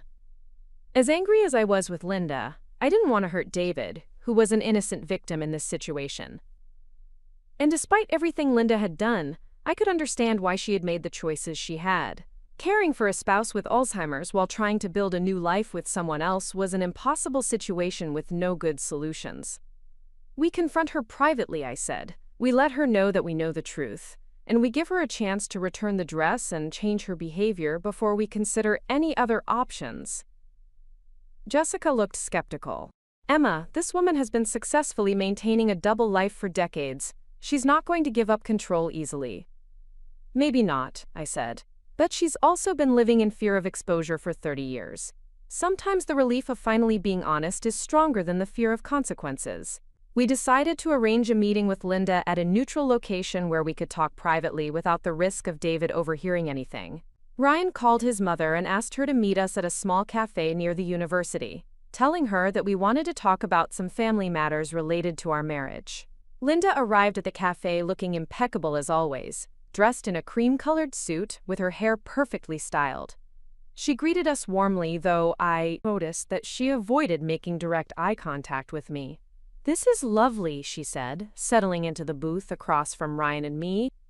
"I've been hoping we could have a nice family discussion about how to move forward together." Jessica had positioned herself at a table across the cafe, where she could observe our conversation but not be directly involved. We had agreed that having her present might make Linda feel ambushed, but we wanted her nearby in case we needed her support. "Mom," Ryan said, his voice carefully controlled, "we need to talk to you about some things that have come to light while we were on our honeymoon." Linda's smile faltered slightly. "What kind of things?" I reached into my purse and pulled out one of the photos from Linda's first wedding, sliding it across the table toward her. Her face went completely white, and for a moment I thought she might faint. "We know about Robert," I said quietly. "We know about your first marriage, about Sunrise Manor, about everything." Linda stared at the photo for a long time, her hands trembling slightly. When she finally looked up, her carefully maintained composure had cracked, and I could see the exhaustion and fear that she had been carrying for decades. "How did you find out?" she asked, her voice barely audible. "That's not important," Ryan said. "What's important is that we understand now why you've been so controlling about family appearances and traditions. But Mom, the way you treated Emma during our wedding planning was wrong, and it needs to stop." Linda's eyes filled with tears. "You don't understand the pressure I've been under. Robert's family never accepted David, and David's family never knew about Robert. I've been walking a tightrope for 30 years, trying to keep everyone happy and keep the peace. I understand that it's been difficult," I said. "But taking your fear and stress out on me isn't acceptable. And stealing my wedding dress is absolutely unforgivable." Linda looked startled. "I didn't steal anything." "My dress is missing from my apartment," I said. "You're the only person other than Ryan and Jessica who had access to my key. Where is it?" Linda was quiet for a long moment, and I could see her calculating her options. Finally, she sighed and reached into her purse, pulling out my spare key and placing it on the table. "It's in my closet at home," she said. "I wasn't going to keep it. I needed time to think." "Time to think about what?" Ryan asked. "About whether I could fix this," Linda said. "About whether there was a way to make things right without losing everything I've built." I felt some of my anger dissipate as I looked at Linda's face. She looked older than I had ever seen her, worn down by years of maintaining an impossible deception. But that didn't excuse her behavior, or give her the right to hurt me. "You can start making things right by returning my dress today," I said, "and by promising that you'll never again try to control or manipulate me or my marriage to Ryan." Linda nodded slowly. "I'll get your dress. And I promise I won't interfere again. But please, you have to understand that David can never know about Robert. It would destroy him." "We're not going to tell David," Ryan said. "But Mom, you need to think seriously about whether living this double life is sustainable long-term. Secrets this big have a way of coming out eventually." As we left the cafe, I felt a mixture of relief and sadness. Relief that we had confronted Linda and that I would get my mother's dress back, but sadness for the woman who had spent 3 decades living in fear of her own truth. I still didn't forgive her for the way she had treated me, but I was beginning to understand the desperation that had driven her behavior. That evening, Linda arrived at my apartment, carrying a garment bag. She handed it to me without saying much, but when I unzipped it and saw my mother's dress hanging inside, undamaged and carefully preserved, I felt a weight lift from my chest that I hadn't even realized I was carrying. "Emma," Linda said as she prepared to leave, "I want you to know that I never meant to hurt you. I was just so afraid that anything different or unexpected might raise questions that I couldn't answer." "I understand that you were afraid," I said. "But fear doesn't excuse cruelty. And hiding who you really are doesn't protect anyone, it just hurts everyone involved." Linda nodded and turned to go, but then she stopped and looked back at me. "That dress you wore to the wedding," she said. "Your mother's dress. It was beautiful. It suited you perfectly." It was the first genuine compliment Linda had ever given me about anything related to my family or my heritage, and despite everything that had happened, it meant something to hear her say it. After Linda left, Ryan and I sat on my couch looking at the photos from her first wedding. There was something both tragic and hopeful about seeing evidence of who Linda had been before fear and secrecy had changed her into someone else. "Do you think she'll be able to change?" Ryan asked. "I don't know," I said honestly. "But for the first time since I've known her, I think she's been forced to confront the cost of all the lies she's been telling." Ryan picked up the photo of Linda in her red wedding dress and studied it carefully. "I wish I had known this version of my mother," he said. "She looks so alive in this picture." "Maybe," I said, "now that the secret is out, at least with us, she'll be able to find her way back to some of that joy." It was an optimistic thought, but as I hung my mother's dress back in my closet that night, I realized that the real victory wasn't in getting my dress back or in exposing Linda's secrets. The real victory was in refusing to be intimidated or controlled, and in establishing from the very beginning of my marriage that I wouldn't be anyone other than exactly who I was. I woke up the morning after retrieving my wedding dress with a clarity I hadn't felt in months. Something fundamental had shifted during our confrontation with Linda, and I realized that simply getting my dress back wasn't enough. For too long I had been reacting to Linda's manipulations instead of taking control of the situation myself. That was about to change. The idea came to me while I was drinking my morning coffee and looking at the photos Jessica had given me from Linda's first wedding. The image of Linda in her beautiful red qipao, surrounded by Chinese traditions and looking genuinely happy, kept drawing my eye. There was something powerful about seeing evidence of who she had been before fear had transformed her into someone else. That's when I realized what I needed to do. I called Jessica and asked her to meet me for lunch, telling her I had an idea that was either brilliant or completely insane. When she arrived at the small Mexican restaurant where we had agreed to meet, I was already sitting at a corner table with a notebook full of plans spread out in front of me. "Okay," Jessica said, sliding into the booth across from me. "You have that look on your face that usually means you're about to do something that will either change your life or get you into serious trouble." "Maybe both," I said, showing her the notebook. "Jessica, I've been thinking about Linda's situation, and I think I understand something that she doesn't understand about herself." Jessica looked skeptical. Which is what? She's been so focused on hiding her past that she's forgotten who she really is. She's spent 30 years pretending to be someone else, and I think deep down, she's miserable. But more than that, I think she's trapped herself in a life that doesn't actually make her happy. Okay, Jessica said slowly, so what are you planning to do about it? I took a deep breath. I'm going to throw Linda a surprise party celebrating her first wedding anniversary. Jessica stared at me for a moment, then started laughing. Emma, that is either the most brilliant or the most vindictive thing I've ever heard you suggest. I can't figure out which. It's not vindictive, I said, though I wasn't entirely sure that was true. Think about it.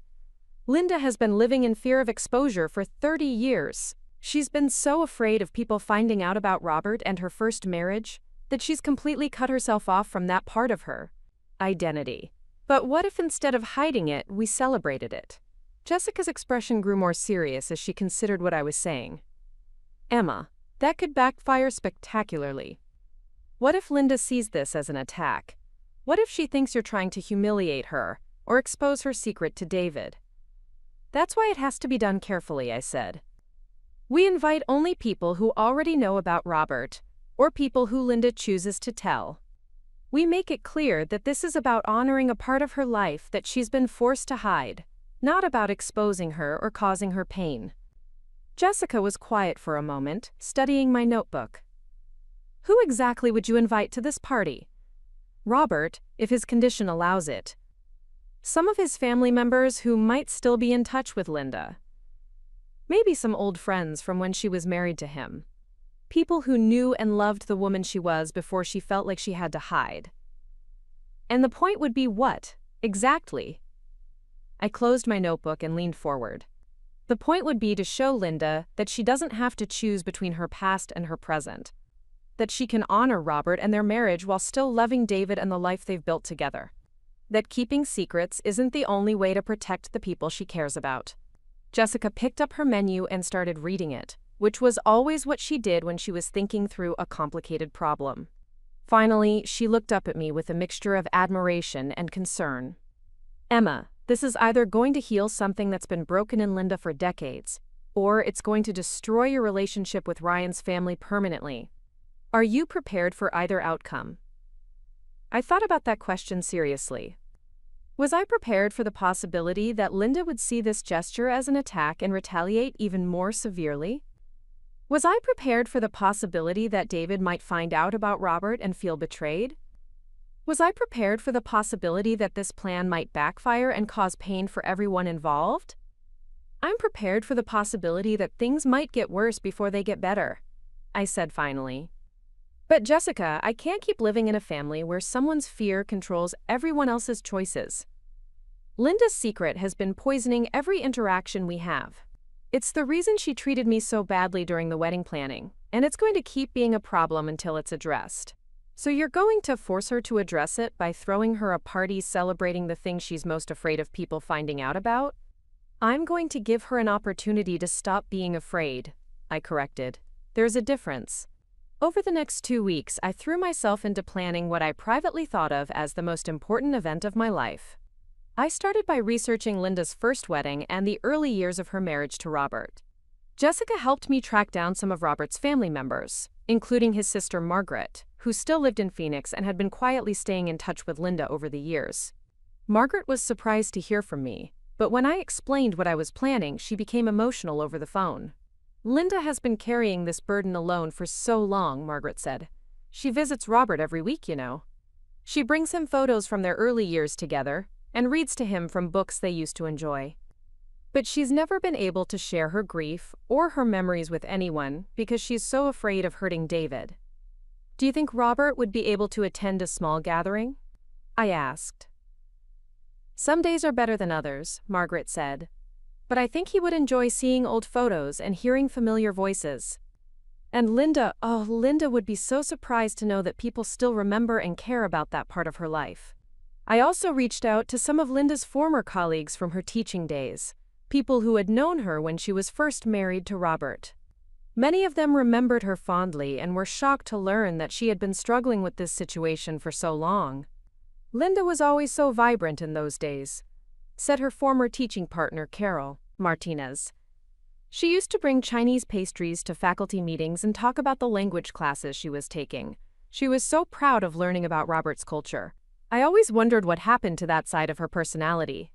The most challenging part of the planning was figuring out how to approach Linda about the party without spoiling the surprise or giving her an opportunity to shut it down.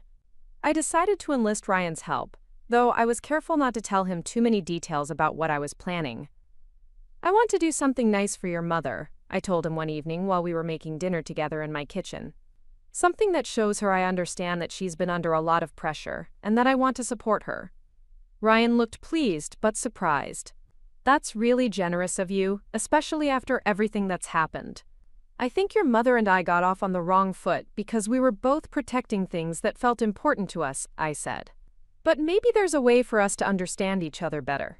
Ryan agreed to help me arrange a time when Linda would be available for what I told him was a small family gathering. We decided on a Saturday afternoon at my apartment, which would allow me to control the environment and ensure that David wouldn't accidentally walk in on something he wasn't prepared to see. The morning of the party, I woke up with a mixture of excitement and terror. I had spent weeks planning every detail, but I still wasn't sure how Linda would react when she realized what was happening. Jessica arrived early to help me set up, bringing flowers and Chinese tea and a selection of foods that we thought Robert might remember and enjoy. "Are you nervous?" Jessica asked as we arranged photos from Linda's first wedding around my living room. "Terrified," I admitted, "but I think that means I'm doing something important." Margaret arrived with Robert around noon. I had been worried about how he would handle being in an unfamiliar environment, but he seemed calm and alert. He was a small, dignified man with kind eyes, and when he saw the photos of his wedding to Linda, he smiled and said her name clearly. "Linda," he said, picking up one of the photos and studying it carefully. "My beautiful Linda." Margaret squeezed my hand. "He's having a good day," she whispered. "He definitely remembers her." The other guests began arriving around 1 o'clock. There were 6 people in total, not including Jessica and me: Robert and Margaret, Carol Martinez and another former teaching colleague, and 2 of Robert's cousins who had driven down from Flagstaff for the occasion.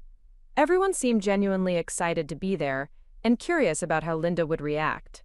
At 1:30, Ryan arrived with Linda, who was clearly puzzled about why I had invited her to my apartment for what Ryan had described as a small family gathering. She was dressed nicely, as always, in a navy blue dress with matching shoes, but I could see the wariness in her eyes as she climbed the stairs to my front door. When I opened the door and Linda saw Robert sitting on my couch, she stopped walking and put her hand over her mouth. For a moment, I was afraid she might turn around and leave, but then Robert looked up and saw her. "Linda," he said again, his face lighting up with recognition. "You came." Linda walked slowly into my living room, staring at Robert as if she couldn't believe he was really there. She looked around at the other guests, at the photos from their wedding displayed on my mantelpiece, at the Chinese tea service I had set up on the coffee table. "I don't understand," she said quietly. "What is this?" "This is a celebration," I said, my voice steadier than I felt. "A celebration of a marriage that deserves to be remembered and honored." Linda sank into the chair across from Robert, tears streaming down her face. "How did you know to do this?" "Because I realized that you've been carrying this alone for too long," I said. "And because I think you've forgotten that loving Robert doesn't mean betraying David, and honoring your first marriage doesn't mean destroying your second one." For the next 2 hours, Linda's old friends and Robert's family shared memories of the early years of their marriage. They talked about Linda's enthusiasm for learning Mandarin, about the beautiful dinner party she used to host where she would serve both American and Chinese dishes, about the way she and Robert used to laugh together over cultural misunderstandings and language mix-ups. Linda listened to these stories with an expression of wonder, as if she were hearing about someone else's life. Occasionally, she would add her own memories, tentatively at first, but with growing confidence as she realized that everyone in the room loved and supported both her and Robert. "I had forgotten how happy we were," she said at one point, looking at a photo of herself and Robert on their honeymoon in Taiwan. "I've been so focused on protecting everyone from the pain of the situation that I forgot there was also joy worth remembering. Robert wasn't able to follow all of the conversation, but he seemed content to be surrounded by familiar faces and voices. At one point, Linda moved to sit beside him on the couch, and he took her hand and patted it gently. "Good wife," he said clearly. "Always a good wife." Linda broke down completely at that, sobbing in a way that seemed to release years of suppressed grief and guilt. Margaret moved to comfort her, and I could see the relief in Linda's face as she finally allowed herself to be vulnerable about this part of her life. When Ryan realized what was happening, he looked at me with an expression of amazement and gratitude. He had never seen his mother allow herself to be this emotional or this authentic, and I could tell that witnessing her vulnerability was changing his understanding of who she really was. As the afternoon wound down and we prepared to take Robert back to Sunrise Manor, Linda pulled me aside for a private conversation. "Emma," she said, "I don't know how to thank you for this. I haven't been able to talk about Robert or our marriage for so long that I had almost convinced myself that it hadn't been real." "It was real," I said, "and it was beautiful. And there's no reason you should have to hide it or be ashamed of it." Linda was quiet for a moment, looking around my apartment at the lingering evidence of the celebration. "I need to tell David," she said finally. "Not today, not tomorrow, but soon. He deserves to know the truth about who I really am." "Are you ready for that conversation?" I asked. "I don't know if I'll ever be ready," Linda said, "but I know that I can't keep living two separate lives.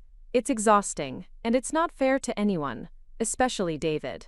Linda paused and looked directly at me. "Emma, I owe you an apology that goes much deeper than just returning your wedding dress. I've been so afraid of anyone discovering my secret that I tried to control everything about your wedding to make sure it fit my narrative of what a safe, traditional American family looks like. But seeing these photos today, remembering who I was when I first got married, I realize how cruel that was." "You were trying to protect yourself," I said. "I understand that." "Understanding doesn't excuse it," Linda said firmly. "I tried to erase your heritage and your family's traditions because I was terrified of my own. That was wrong, and I'm sorry." Linda reached into her purse and pulled out a small jewelry box. "I brought this for you today. It belonged to Robert's mother, and she gave it to me when we got married. I've been keeping it all these years, but I think it belongs with someone who understands what it means to honor your heritage." I opened the box to find a delicate jade bracelet, obviously old and carefully maintained. It was beautiful, but more than that, it was meaningful in a way that the pearl scarf Linda had tried to force on me during our wedding could never have been. "This is gorgeous," I said, "but are you sure you want to give it to me?" "I'm sure," Linda said. "Robert's mother told me that jade is supposed to bring peace and protection to marriages. I think you and Ryan deserve that kind of blessing." As the guests prepared to leave, I noticed that Linda spent several extra minutes with Robert, talking quietly to him and showing him more photos from their early years together. I couldn't hear what she was saying, but I could see that she was no longer afraid to be seen caring for him or acknowledging their relationship. Margaret thanked me repeatedly as she helped Robert to the car. "You've given Linda something I've been trying to give her for years," she said. "Permission to stop being ashamed of loving my brother." After everyone had left, Ryan and I sat in my living room, surrounded by the remnants of the party. I was exhausted, but exhilarated, feeling like something significant had shifted not just for Linda but for our entire family dynamic. "I can't believe you did that," Ryan said, shaking his head in amazement. "When you said you wanted to do something nice for my mother, I was expecting maybe a dinner invitation or a thoughtful card. I never imagined anything like this." "Did you mind that I didn't tell you the whole plan?" I asked. "Are you kidding? I'm grateful that you didn't tell me. I would have been too nervous to help if I had known what you were planning." Ryan was quiet for a moment. "Emma, watching my mother today, seeing her be vulnerable and authentic in a way I've never seen before, it made me realize how much pain she's been carrying all these years. Do you think David will be able to handle the truth when she tells him?" Ryan considered this carefully. "I think David loves my mother enough to understand why she made the choices she did. And honestly, I think he's probably sensed that she was keeping something from him. This might actually bring them closer together." 3 days later, Linda called to tell us that she had spoken with David about Robert and their first marriage. The conversation had been difficult, but David had been more understanding than Linda had dared to hope. He said he always wondered why I seemed so sad sometimes, especially around our anniversary, Linda told me over the phone. He said he's grateful that I trusted him enough to finally tell him the truth. "How are you feeling about everything?" I asked. "Lighter," Linda said without hesitation. "For the first time in 30 years, I feel like I can breathe. I don't have to constantly monitor everything I say or worry about accidentally revealing something that would destroy my family." Linda paused, and I could hear her taking a deep breath. "Emma, I want you to know that I'll never interfere with your marriage or try to control your choices again. What you did for me this weekend, it showed me something about the kind of person you are and about the kind of family member you want to be. I hope I can learn to be that kind of family member too." "We're all learning," I said, "but I think we're going to be okay." Over the following weeks, I watched Linda transform in small but significant ways. She started wearing the jade bracelet that had belonged to Robert's mother, something she admitted she had kept hidden in a jewelry box for decades.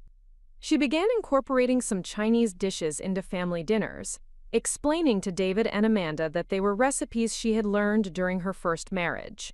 Most importantly, she stopped trying to control every detail of family gatherings and celebrations.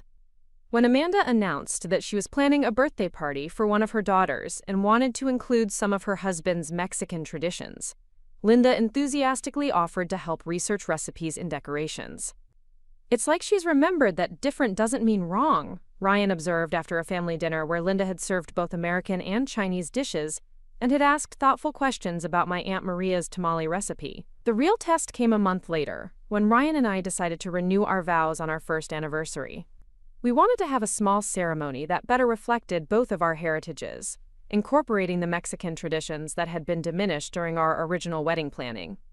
When I told Linda about our plans, I held my breath, waiting to see if she would try to influence our choices or suggest modifications that would make the ceremony more traditionally American. Instead, Linda asked if she could contribute by preparing some Chinese dishes for the reception, explaining that she wanted to honor all of the cultural traditions that were important to our family. "I think it would be beautiful to have food representing all of our backgrounds," she said. "American, Mexican, and Chinese. After all, that's who we really are as a family." It was a small gesture, but it represented a fundamental shift in how Linda approached family celebrations. Instead of trying to erase differences or impose uniformity, she was embracing the complexity and richness that came from blending different cultures and traditions. On the day of our vow renewal, I wore my mother's wedding dress again, this time without any anxiety about whether someone would approve of my choices. Linda arrived early to help with the preparations, wearing a beautiful jade green dress that she said reminded her of the qipao she had worn to her first wedding. As Ryan and I exchanged new vows that acknowledged both of our heritages and our commitment to building a family that honored all of our traditions, I looked around at our guests and felt a sense of completeness that had been missing from our original wedding. Linda was sitting in the front row next to David, and for the first time since I had known her, she looked genuinely happy and at peace. She was no longer hiding parts of herself or living in fear of discovery. She was simply Linda, a woman who had loved two men in different ways and who had learned that honoring her past didn't require sacrificing her present. After the ceremony, as we celebrated with mariachi music and Chinese tea and American barbecue, Linda came over to me and took my hands. "Emma," she said, "thank you for teaching me that the best families aren't the ones that look perfect from the outside. They're the ones that have room for everyone to be exactly who they are." It was the truest thing Linda had ever said to me, and as I looked around at our wonderfully complicated, multicultural, perfectly imperfect family celebration, I knew that we had finally found our way to something real and lasting. 2 years after that transformative afternoon in my apartment, I found myself standing in the maternity wing of Phoenix General Hospital, holding my newborn daughter Sophia Maria Thompson, and watching my mother-in-law Linda teach my father how to fold traditional Chinese dumplings in the hospital's family kitchen. It was a scene I never could have imagined during those tense months of wedding planning. Linda was patiently demonstrating the proper technique for pleating the dumpling wrappers while my father, ever eager to learn new cooking skills, asked questions about seasoning and steaming methods.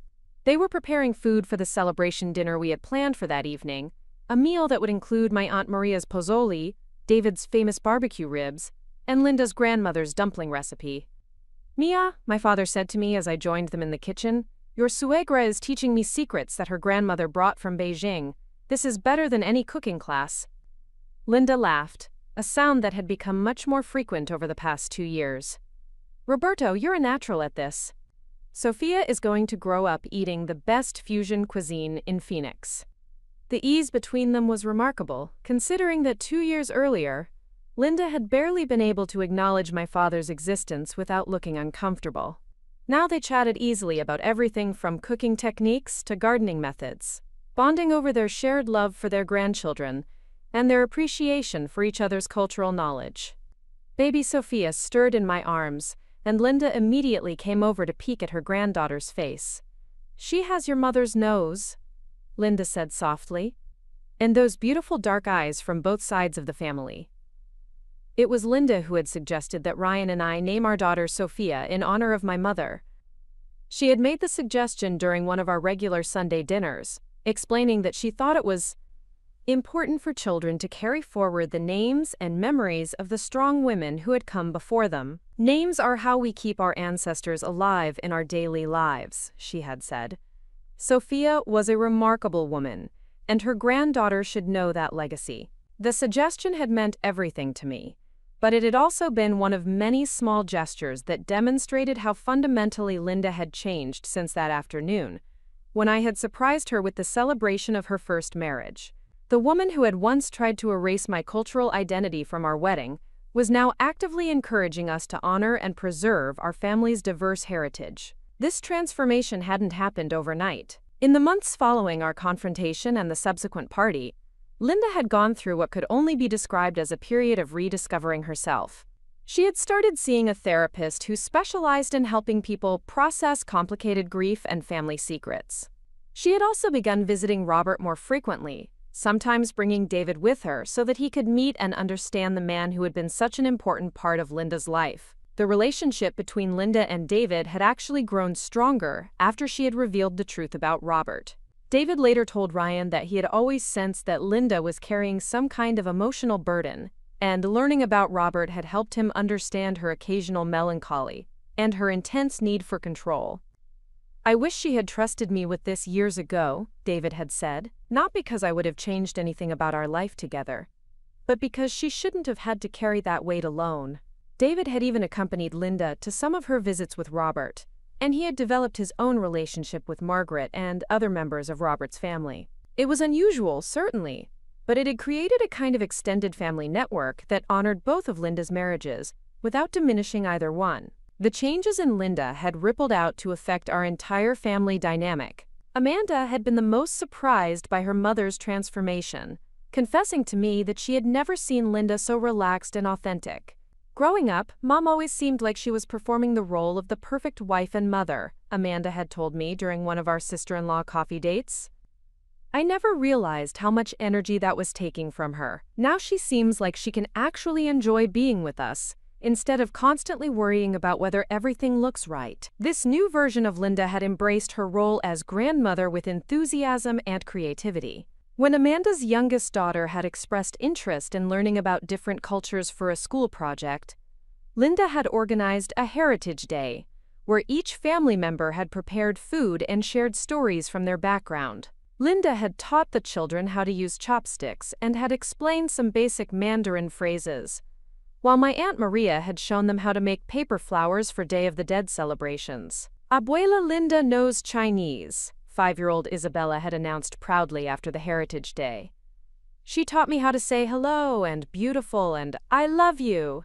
Watching Linda light up at being called Abuela Linda, a title that perfectly captured her position in our multicultural family, had been one of the most moving moments of the past year. She had fully embraced being a grandmother who could teach her grandchildren about Chinese culture, Mexican traditions, and everything in between. The planning for Sophia's birth had been another opportunity for Linda to demonstrate her growth. Instead of trying to impose her vision of how things should be done, she had asked thoughtful questions about what traditions Ryan and I wanted to incorporate, and had offered to help research customs that might be meaningful for our family. I've been reading about Mexican postpartum traditions, she had told me during my 8th month of pregnancy. The concept of la cuarentena sounds very wise. Would you like me to help coordinate meal deliveries so you can focus on healing and bonding with the baby? Her offer had been both practical and culturally informed, showing that she had taken the time to understand and respect traditions that were important to my family.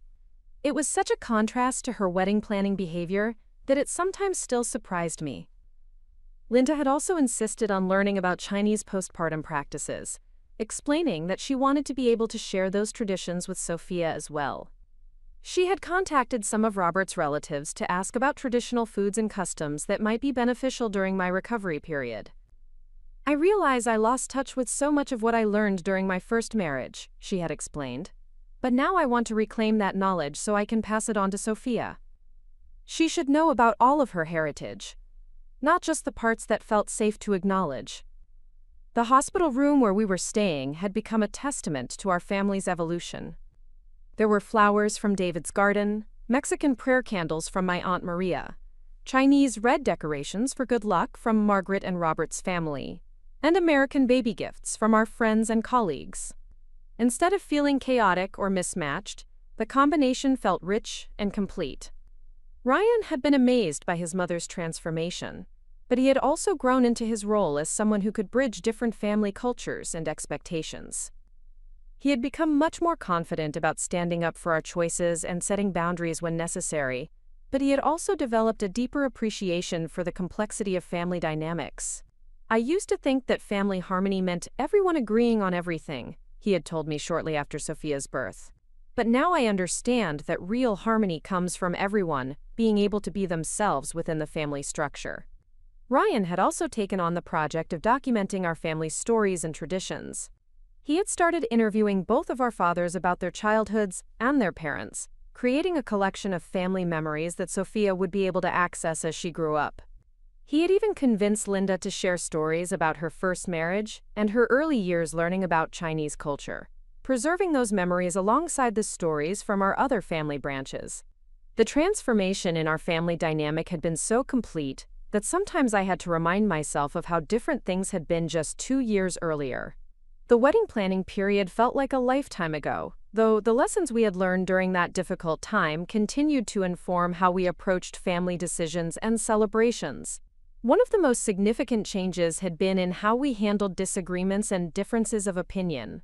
Where once Linda's need for control had created tension and resentment, we now had established patterns of communication that allowed everyone to express their preferences while also being open to compromise and alternative perspectives. During the planning for Sophia's baptism, for example, we had navigated the complex question of how to honor both Catholic traditions from my family and the more secular approach that David and Linda preferred. Instead of anyone trying to impose their vision on the others, we had spent several family dinners discussing different options and ultimately created a ceremony that included elements meaningful to everyone. I think the key is making sure that no one feels like their beliefs or traditions are being dismissed, Linda had said during one of those planning conversations. We can find ways to honor everyone's values without compromising anyone's integrity. It was exactly the kind of thoughtful, inclusive approach that had been completely absent during our wedding planning, and hearing Linda articulate it so clearly was evidence of how much personal growth she had experienced. The baptism ceremony itself had been beautiful, held at the small Catholic church where my parents had been married, with a reception afterward at David and Linda's house that featured food and decorations representing all of our cultural backgrounds. Linda had spent weeks learning traditional Mexican recipes from my Aunt Maria, while also preparing Chinese dishes that she wanted to share with our extended family. I want Sophia to grow up seeing that celebration doesn't mean choosing one tradition over another, Linda had explained while we were setting up for the reception. She should know that she can honor all parts of her heritage simultaneously. The ease with which Linda now navigated multicultural celebrations was remarkable, especially considering her initial resistance to anything that didn't fit her narrow definition of appropriate family traditions. But it was also evidence of how much energy she had been putting into understanding and appreciating the diverse backgrounds that made up our extended family. Linda had even started taking Spanish lessons, explaining that she wanted to be able to communicate more effectively with some of my older relatives who were more comfortable speaking in Spanish than in English. She had also resumed studying Mandarin, something she had abandoned after Robert's diagnosis but was now pursuing again with renewed enthusiasm. I realized that I gave up so much of what I had learned about Chinese culture when Robert became ill. She had told me during one of our regular coffee dates that had become an important part of our relationship. I was so focused on protecting David from feeling threatened that I threw away years of language study and cultural knowledge. I don't want to make that mistake again. These coffee dates had become one of the most unexpected and meaningful developments in our relationship. They had started as practical meetings to coordinate family events and baby preparations, but they had evolved into genuine friendship conversations, where Linda and I could talk about everything from parenting concerns to career challenges to our hopes and fears for the future. During one particularly memorable conversation, Linda had opened up about the years she had spent living with the secret of her first marriage, and how isolating that experience had been. I had to constantly monitor everything I said, she had explained. Every conversation was a potential minefield, where I might accidentally reveal something about Robert or our life together. I couldn't share memories, I couldn't talk about experiences that had shaped me, I couldn't even display wedding photos or keepsakes from that period of my life. It was like having to pretend that half of my adult life had never happened. Hearing Linda describe the psychological toll of maintaining such an elaborate deception had helped me understand her controlling behavior in a new way. She hadn't been trying to hurt me or erase my heritage out of malice, but rather out of a desperate need to maintain the fictional narrative that had become the foundation of her life with David.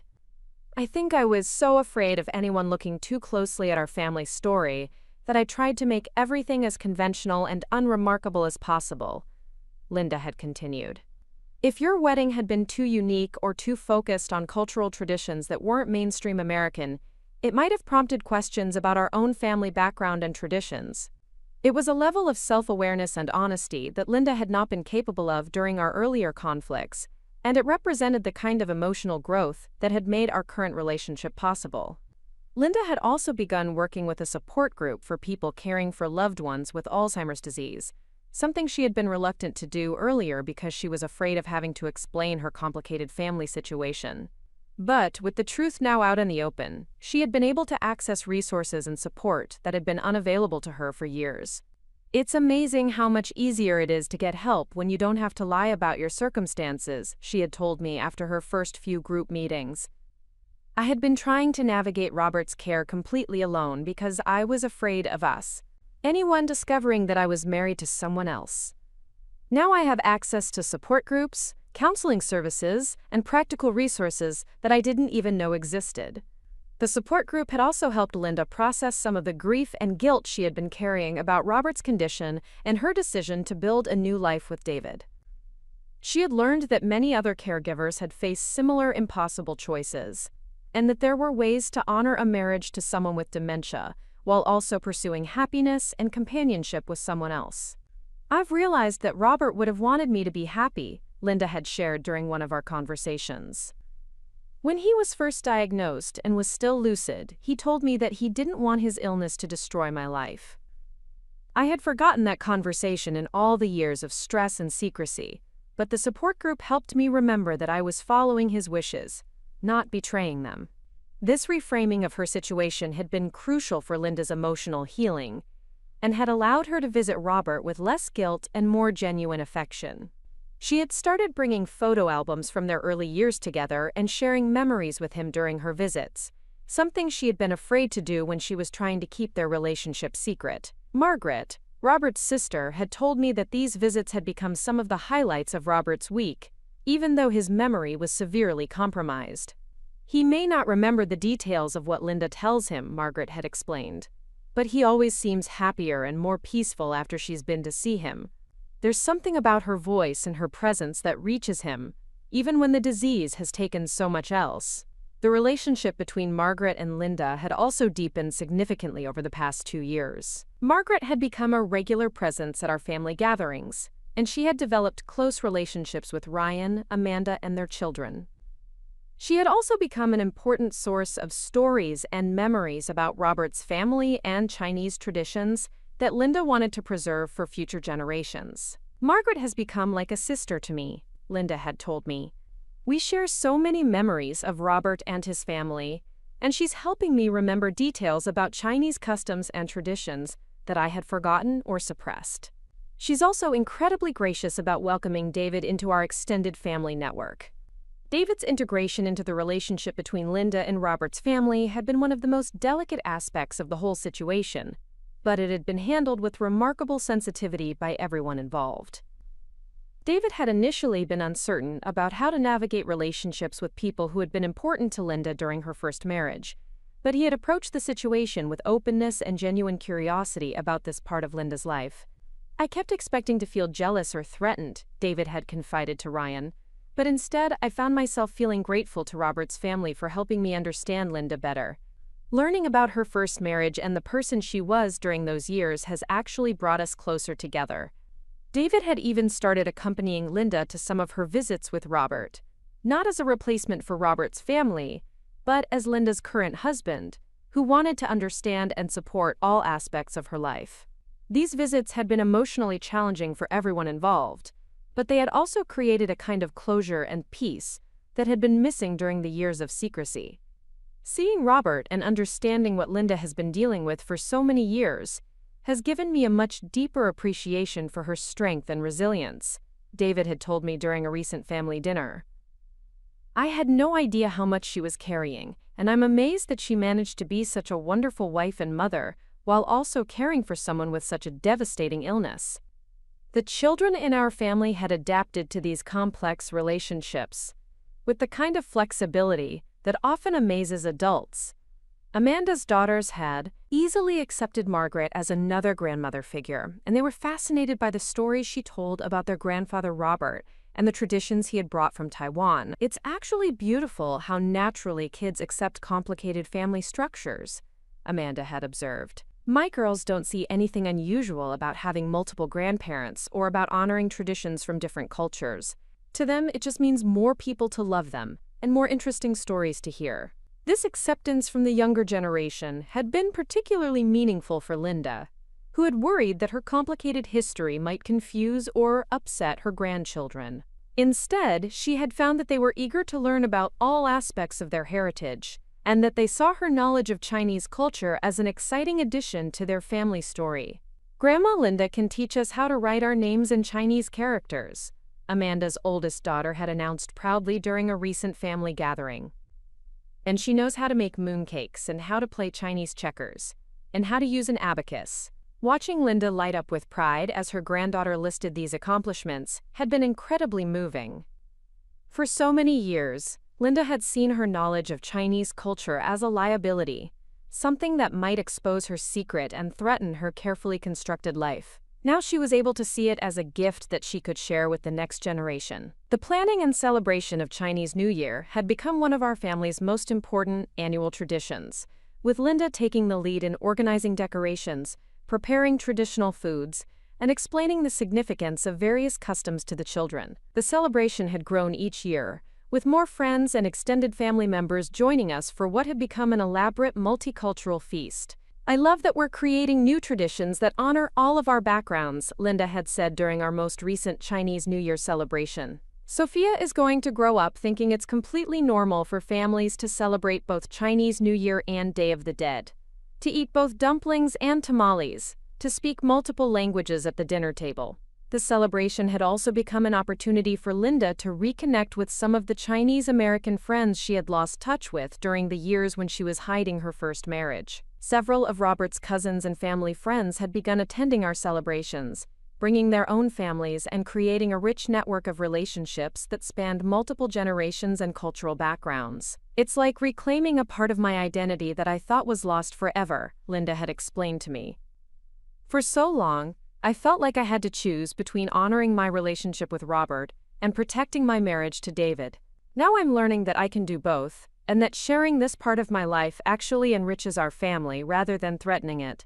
The impact of these changes had extended beyond just our immediate family. Linda had become something of a mentor to other women in her age group who were dealing with complicated family situations or who were struggling to balance multiple cultural identities within their families. I get calls from friends who are dealing with elderly parents with dementia or who are trying to navigate second marriages with grown children from previous relationships. Linda had told me.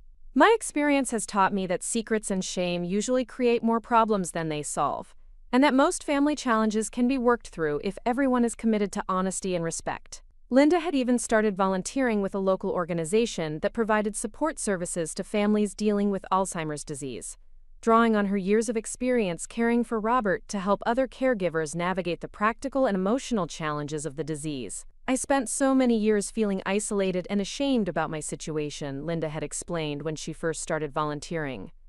If I can help even one family avoid that kind of loneliness and secrecy, then maybe some good can come from all those difficult years. The transformation in Linda's relationship with my family had been equally remarkable. My father, who had initially been deeply skeptical of Linda's motives and concerned about her treatment of me, had become one of her most enthusiastic supporters and cultural exchange partners. Your suegra has a curious mind and a generous heart, he had told me recently. She makes mistakes like everyone else, but she learns from them and works to do better. That's all anyone can ask for. The friendship between Linda and my father had flourished around their shared love of cooking and their mutual desire to preserve family recipes and traditions for Sophia's generation. They had started collaborating on a family cookbook that would include recipes from all of our cultural backgrounds, complete with stories about the origins of each dish and the family members who had passed them down.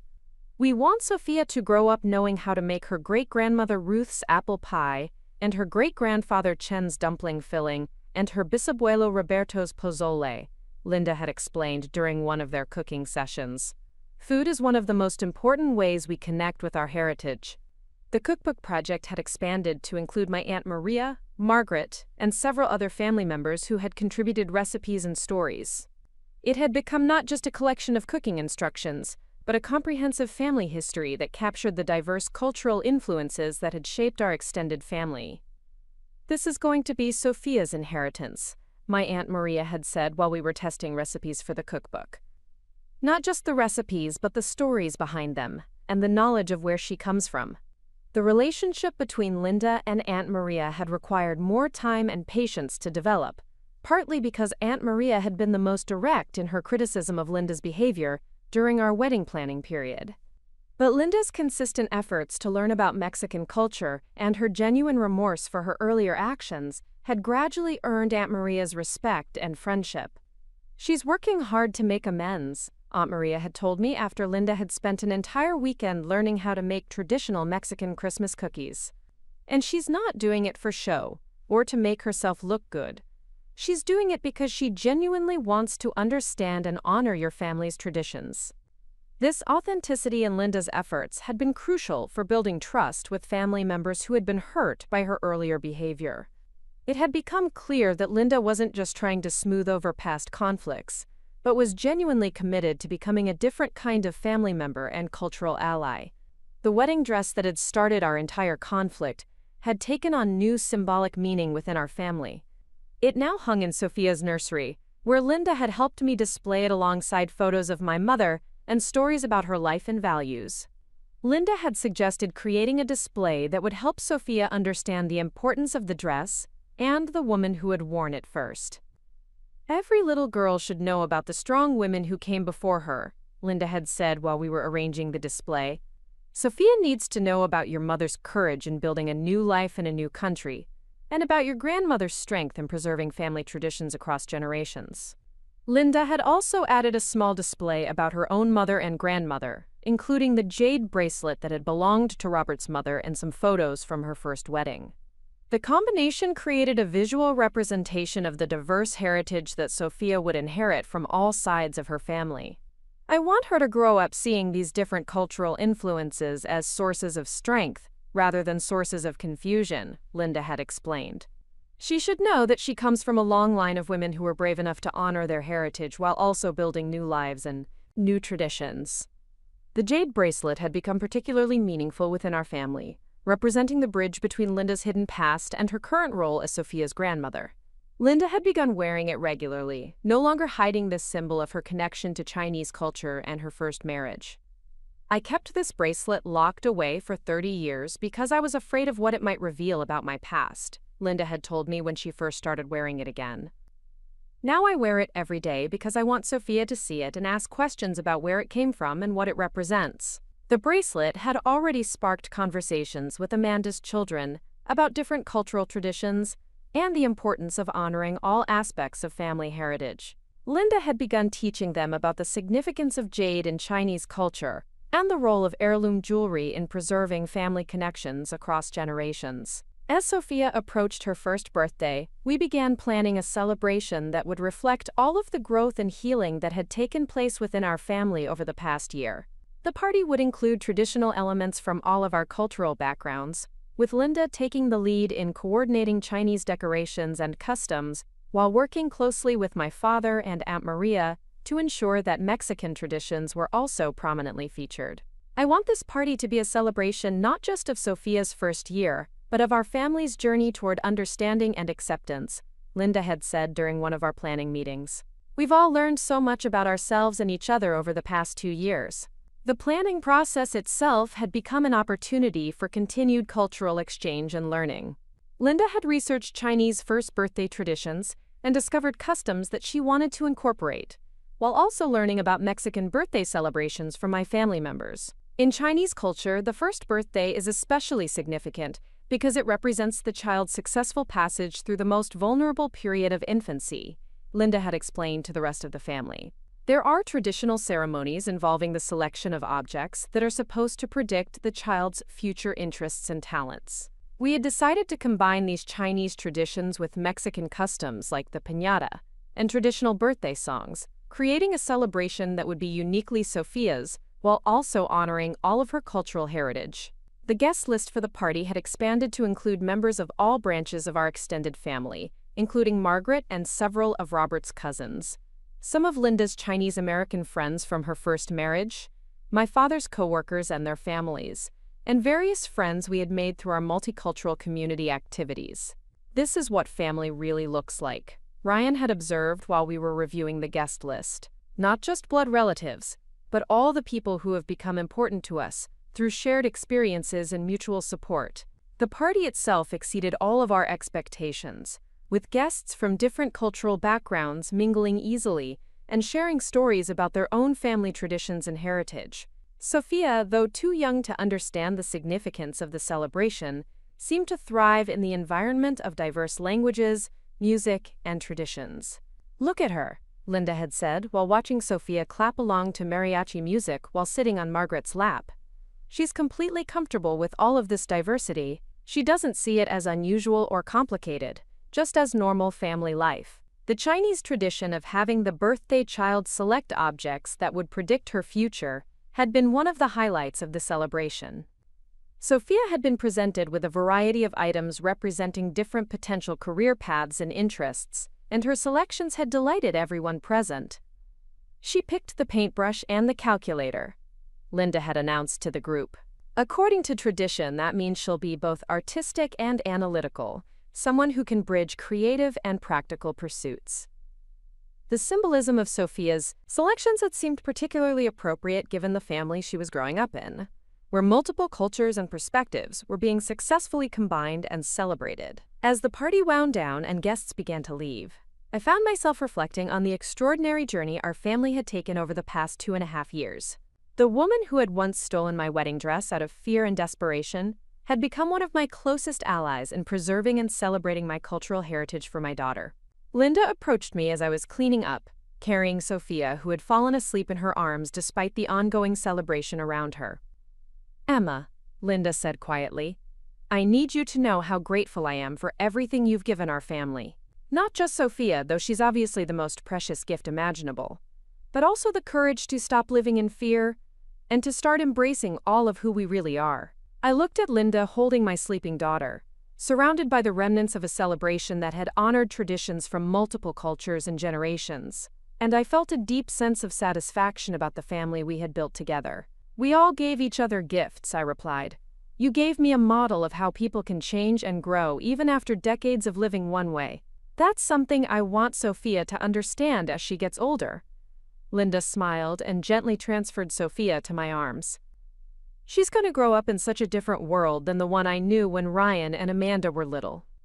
She'll never have to choose between different parts of her heritage or feel ashamed of her family's complexity." As Linda prepared to leave that evening, she handed me a small wrapped package. "This is for Sophia's baby book," she explained. "Some photos and documents from my first wedding and early marriage that I want her to have when she's older." I opened the package to find copies of the photos Jessica had discovered, along with some documents and letters that Linda had saved from her relationship with Robert. There was also a handwritten letter addressed to Sophia, explaining Linda's history and the lessons she hoped her granddaughter would learn from her grandmother's journey. "I want her to know that families can survive secrets and lies, but they thrive on honesty and acceptance," Linda had written in the letter. "I hope she never feels like she has to hide any part of herself to be loved and accepted by her family." Reading Linda's letter to Sophia, I was struck by how completely her perspective had changed from the woman who had tried to control every detail of my wedding to ensure it fit her narrow vision of appropriate family traditions. The woman who had written this letter understood that true family strength came from embracing complexity rather than trying to eliminate it. Over the following months, as Sophia began to crawl and then walk, she became the center of a family that celebrated multiple languages, foods, and traditions as normal parts of daily life. She heard Spanish from my father and Aunt Maria, Mandarin from Linda and Margaret, and English from everyone, and she seemed to absorb all of these influences with equal enthusiasm. "She's going to be trilingual before she's 5, Linda predicted during one of our family dinners, where conversation flowed seamlessly between all 3 languages. What an amazing advantage that will be for her as she grows up." Linda had also begun creating photo albums and scrapbooks documenting Sophia's exposure to different cultural traditions and celebrations. She wanted to ensure that Sophia would have a visual record of all the diverse influences that shaped her early childhood. "I wish I had done this for Ryan and Amanda," Linda had confided to me while we were organizing photos from Sophia's first Chinese New Year celebration. "I was so focused on making everything look perfectly normal and American that I didn't document the richness of what our family could have been." The scrapbook project had evolved into a broader family history initiative, with Linda interviewing elderly relatives from all sides of the family to capture their own stories and memories before they were lost. She had become particularly passionate about preserving the immigration stories of my grandparents and Robert's parents, recognizing these narratives as important parts of Sophia's heritage. "These stories of courage and resilience are Sophia's inheritance," Linda had explained while transcribing an interview with my father about his parents' journey from Mexico. "She needs to know that she comes from people who are brave enough to build new lives in a new country while still honoring their roots." As Sophia approached her 2nd birthday, Linda suggested that we begin teaching her about the significance of the wedding dress that hung in her nursery. She wanted Sophia to understand the dress not just as a family heirloom but as a symbol of the strong women who had shaped her family's values and traditions. "I think she's old enough to start learning simple stories about her great-grandmother Sophia and about the dress she wore when she married her great-grandfather," Linda had proposed. "We can make it age-appropriate but still meaningful." The idea of beginning Sophia's education about her family history and cultural heritage had appealed to all of us, and we had started incorporating these stories into her bedtime routine. Linda had been particularly thoughtful about including narratives from all branches of the family, ensuring that Sophia would grow up with an equal appreciation for all aspects of her diverse background. "Tonight we'll tell her about how her great-grandmother Chen came to America and learned English while raising 5 children, Linda might say. Or, let's tell her about how her great-grandfather Roberto started his business with just a toolbox and determination. These storytelling sessions had become some of my favorite moments of family life, watching Linda weave together narratives from our various cultural backgrounds into a coherent family story that celebrated difference as strength rather than division. As I reflected on our family's journey while watching Sophia play with toys that represented traditions from multiple cultures, I realized that the conflict that had begun with a stolen wedding dress had ultimately led to something much more valuable than I could have imagined. We had created a family that was stronger because of its complexity, not despite it. The dress still hung in Sophia's nursery, but it was no longer just my mother's wedding dress or even just a family heirloom. It had become a symbol of our family's capacity for growth, forgiveness, and transformation. It represented the possibility of healing old wounds and building new traditions that honored the past while embracing the future. Linda's journey from secret keeper to cultural celebrant had been extraordinary to witness, but it had also taught me important lessons about the possibility of change and the power of authentic relationships to transform even the most difficult family dynamics. I never could have imagined that the woman who stole my wedding dress would become one of my daughter's most enthusiastic cultural educators, I had told Jessica during a recent conversation. But that's exactly what happened, and our family is better for it. Jessica had laughed and reminded me of her initial skepticism about my plan to throw Linda a surprise party celebrating her first marriage. I thought you were either brilliant or completely crazy, she had admitted. I never expected it to work out this well. The success of our family's transformation had led Linda to become an advocate for multicultural families in our community.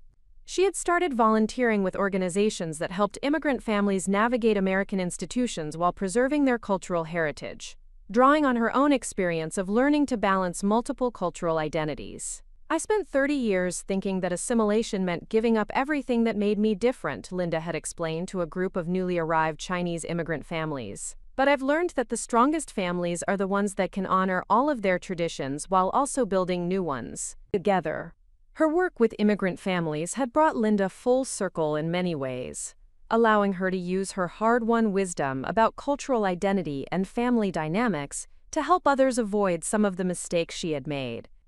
As Sophia's second birthday approached and we began planning another multicultural celebration, I found myself feeling grateful for the journey our family had taken together. The pain and conflict of the early years had been real and difficult, but they had also been necessary for the growth and healing that had followed. The little girl who would grow up wearing her great-grandmother's wedding dress would also inherit a family legacy of resilience, forgiveness, and the courage to embrace complexity rather than fear it.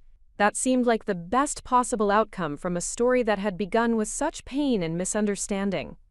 Looking at Sophia playing happily while surrounded by the symbols and sounds of multiple cultures, I knew that she would grow up taking for granted the kind of multicultural acceptance and celebration that had taken our family years to achieve.